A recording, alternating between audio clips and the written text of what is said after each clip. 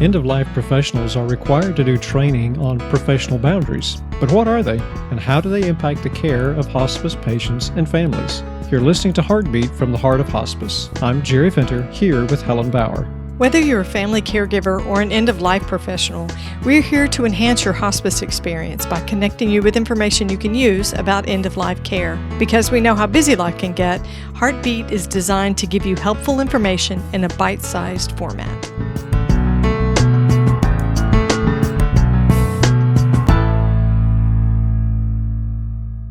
We'd like to thank today's sponsor, Funeralocity.com. It's hard to think about researching funeral homes when you're faced with the loss of a loved one. Funeralocity can help.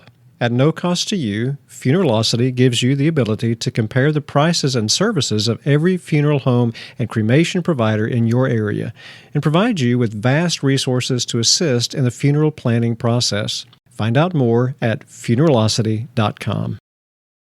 One of the people that I work with is a social worker, and she has a saying that I think would fit perfectly for this particular topic. She says, stay in your lane. Ooh. And I think that's good advice. I think that's good advice. When it comes to professional boundaries, it's really good advice. Yeah, stay in your own lane. Yep, stay in your lane. So we are talking about professional boundaries today. Ugh. Yuck. Yeah. So that phrase gets tossed around a lot, and I think it's become so common that people don't really remember what it's all about because we still see professionals not maintaining the professional boundaries that they should. So requirements, regulations, policies, we have to do this training on professional boundaries. Everybody in healthcare does. Yes. But we're just talking about hospice folks. But we do training on hire, and then we have to do it annually. And it's to make sure that we understand and that it refreshes our memories. So the definition of professional boundaries. They're defined borders for behaviors and actions that create clear understanding of our roles. Right. So thus the phrase stay in your lane becomes important because it's about understanding your role and the boundaries, the borders, as you put it, that are created there. So it really is important to understand professional boundaries. And as you mentioned, it is required training for regulation purposes. Well, and I know a lot of it has to do with how we conduct ourselves and to make sure that we don't go outside the privacy needs of our patients and outside of our restrictions as far as licensing and job responsibilities and roles. But why are these, there has to be more to it, and there is more to it. Why are professional boundaries so important? Right, and that's what we want to talk about. And we'll also talk about the what ifs if boundaries aren't maintained. Yes. But let's start off with why they're important. So there's a benefit. There is a benefit to both the unit of care, and by the unit of care, we mean the patient and the caregiving system, whether it's families, friends, etc. There is benefit to both the unit of care and the hospice team. Right, because it really protects the unit of care, and it also protects the team when boundaries are maintained. Exactly, and we're going to go into more detail about why it protects the team. Boundaries eliminate unrealistic expectations, and this is on the part of the patient and the caregiving system. Sure. Okay, so let's maybe talk about some examples of how this works. So, for instance, if a team member says to the family, well, you can just call me anytime you need something. And here's my personal cell number. Right. Not the phone that I use for work, but this is my personal cell phone that you can reach me on anytime you need me. Yeah, but do we really mean that? Well, sometimes they do, but do they really understand the consequences of that? And should we mean it? No, absolutely not. What we should always be telling our families, the unit of care, is if you need something, call this number. And that number that you're going to give them is the main number that they would call. And normally, even after hours, that number is going to be forwarded to whoever's the on-call person. We should never tell them, call my personal number. Well, so the expectation is that if I'm your nurse, say, and I tell you that I'm your nurse 7 days a week, 24 hours a day, that's not real. No. That is not real. There are times when I need to be an individual, be my own person. I need to be with my family. I have social activities, worship activities, whatever. I have vacation. So to set an expectation that you will have unlimited access to me regardless of the hour in the day, that's not smart. It's not safe. Right. And it can cause a delay in care. Yes. So we do need to emphasize you will have unlimited access to a team member Correct. when you need us, but we can't give them the expectation that you're going to have unlimited access to me personally. Right. That should never happen. So it's also important because it keeps information for both the unit of care and the team safe and compliant. So I've got a good example of this. Social media. Oh, yes. Social media. Being friends with your patients or their caregivers, family members on social media is seriously problematic. It may even violate your company policy. Or HIPAA. Exactly, because of privacy laws. But to have those dual role relationships is what that ends up being. Dual role meaning I'm your hospice nurse and I am your professional caregiver that you have hired through the agency that I work for, and I'm also your friend. On Facebook, yeah. On Facebook. So postings, and I have seen this become an issue with hospice team members that have that type of relationship with current patients' families. Mm-hmm. Yes. While the patient is still on service. And then that family member will post something about, oh, I'll see you at Dad's visit, or so glad you were here to help with this. No, those kinds of disclosures and interactions shouldn't happen. You don't have control over what a family member or a patient might post about you, but the fact that you have created that friend relationship on social media makes that public posting possible. Right. And here's another aspect of this. So maybe you are connected with a family through some social media channel, but the other members of the team are not. Well, all of a sudden, you have information about the family and the unit of the entire unit of care that the other members of the team don't because you're on their Facebook. That's interesting. So what would you do with that if they posted something publicly? Right. So it's something to consider. We never encourage you. In fact, we would discourage you from connecting on Facebook with your unit of care. Yeah, exactly. So creating those boundaries also is important because it creates healthy mental and emotional relationships.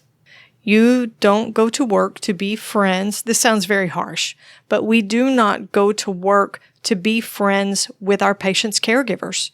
Oh, no. It's not part of our job description to confide in them when we have personal problems.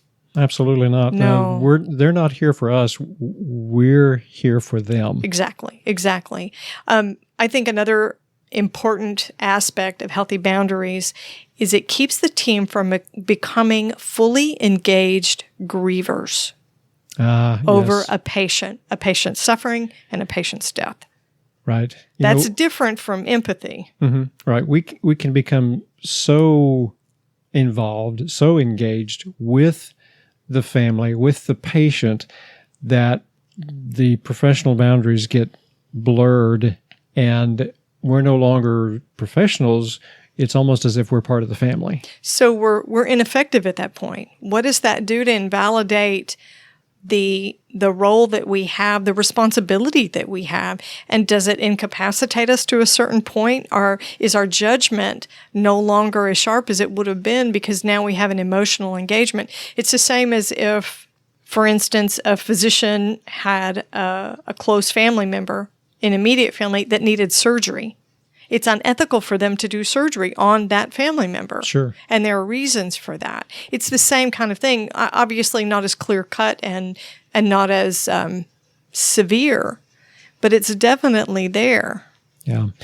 So our next point of why it's so important is because having boundaries minimizes the risk of confusing dual role relationships. Okay, so let's define the dual role relationships because there might be some people who don't quite understand what we're talking about. Okay. A dual role relationship is where you have a relationship with this unit of care on a professional level.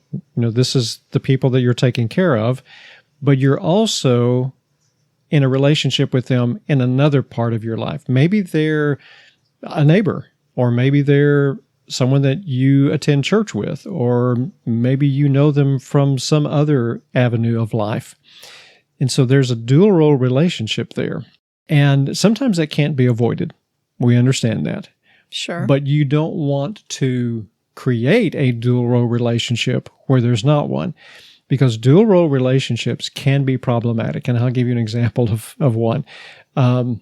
Someone that I went to church with became a patient on hospice. Okay.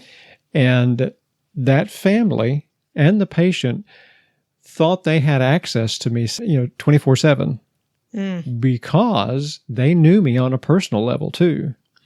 They didn't see me as just being the professional who came to care for them. They saw me on a personal level as a friend who came to visit. And so it can become very problematic when there are dual role relationships involved. Keeping those professional boundaries becomes very important because I remember going to them on one occasion and saying, I'm not going to be on call this weekend. If you have a problem, you need to make sure that you call this number. Right. Yeah. So that's one reason why it's important to do that. It minimizes the risk of dual role relationships. And I know that some of those dual role relationships are going to be in place before you even darken the door of a patient's home. True. Especially in smaller communities. I grew up in a really small town. We went to school with so-and-so's grandkids. Everybody knew everybody else. They knew what kind of car you drive. If you were goofing up, somebody would tell your mom you'd be in trouble before you got home. Don't ask me how I know that part. But it's that kind of thing. Smaller communities are what they are. Everybody knows everybody. Maybe those dual role relationships are in place before you even have that patient on your caseload. Yeah, it happens. It does. Yeah. It does. So the key is to make sure that when you meet with the family, the patient, you are very clear about your relationship with them as a professional. Don't you think there are times when you go to your supervisor and say, I can't accept this patient on my caseload. I'll take another patient off someone else, but I used to date this patient's son or something like that.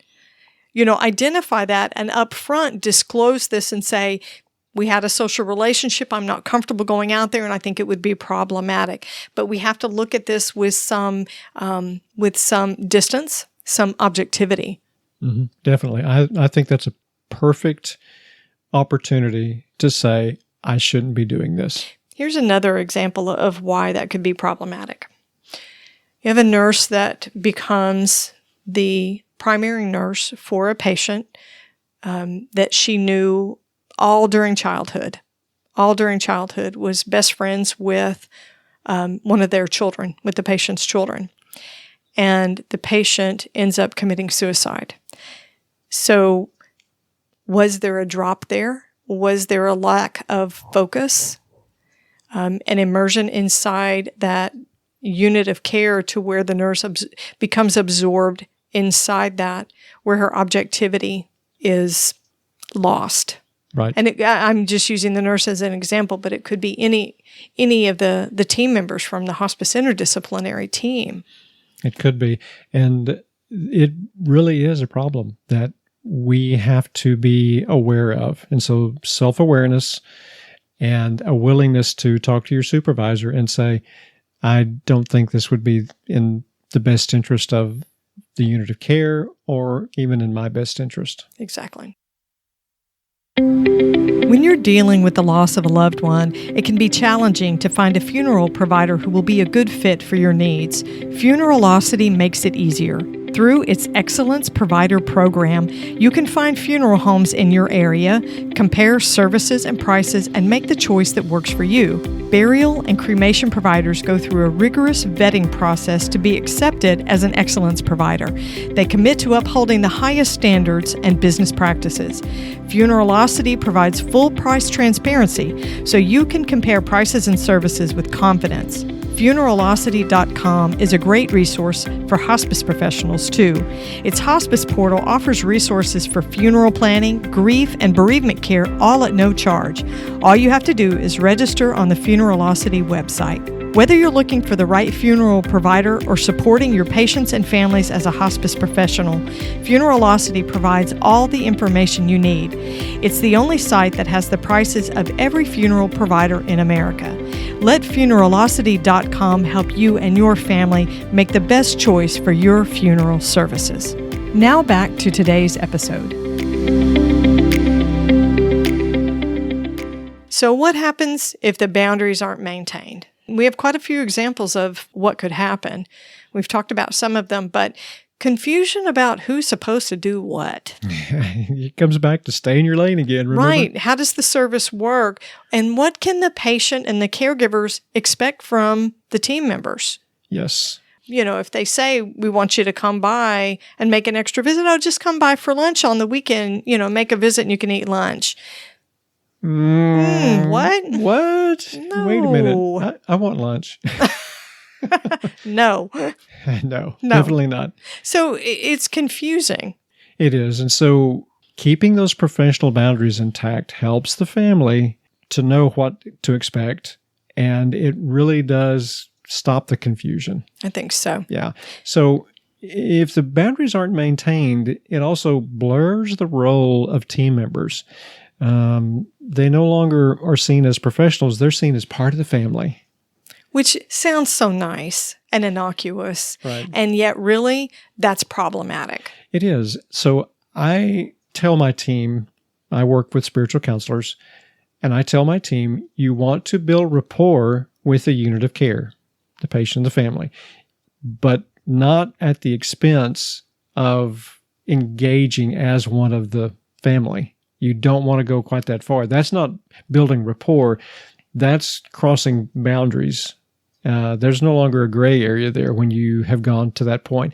So I want to give an example of this. And this was an actual occurrence from in a universe far, far away of a nurse who became very enmeshed inside the family to the point of taking the patient's children to ball games, and when the patient died, even going with the family to the funeral home to choose a casket. You're making that little pain in my head. I know. It's really difficult to understand how that could happen, but it can. And of course, at that point, no one else on the team felt like they had any input at all. Because this staff member was so enmeshed with the family, right? They didn't have anything to do with the rest of the team. So there's the problem with that. The rest of the team doesn't have anything to do with the family. Right. But by nature, by philosophy, by functioning and process, we work as a team. So if the family or the patient won't talk to anybody else, won't confide in anybody else, refuses visits if it's not that one particular person. We've seen that with aides, especially because their relationship is so intimate. The type of care they have to provide is so intimate. And I'm not saying that's an inappropriate boundary. I'm saying they get used to one person, the way it's being done. They don't like to have anyone else. Yeah, they don't want anyone else. So if you have a team member that enables that type of behavior, you've invalidated the rest of the team, which that's how we work. That's the nature of the group and the nature of the care that we provide. One of the other things that happens when boundaries aren't maintained is that it allows the unit of care into the personal life of the team member. That's a problem. That's inappropriate. Why is that a problem? I mean, we are people. We are people, but I'm going to give an example here. A CNA who, obviously, as you said, is very involved with the patient and the family more than probably any other team member is, just by the nature of what they do. Right, and more frequent contact. Right. But the CNA begins talking to the patient as she or he is actually doing the work with the patient about their personal life. They're not getting along with their spouse, or maybe they're involved in a divorce, or maybe they're having financial trouble, and immediately the unit of care says, "Oh, I'm so sorry about that." Okay, now what's happened when this occurs? All of a sudden, now it's the family, the unit of care, who's taking care of the team member. Right. They're concerned for the team member. Right. They might even offer some sort of assistance. I can keep your kids for you. Yes. Can I give you some money? And that's absolutely inappropriate for that to happen. Right. And that becomes a compliance issue. Oh, definitely a compliance issue. Right. So what else? Let's see. So if we have these blurred professional boundaries and we become enmeshed in the family, we increase the likelihood that these caregivers are going to be able to disengage from the hospice team after the death of the patient. Now, again, this sounds mean. It sounds mean, but our role, as it is defined, has a finite endpoint. If you are one of the field clinicians providing care for a patient, with the death of that patient, other than saying your goodbyes and paying your respects, really and truly, your relationship with them is terminated at that point.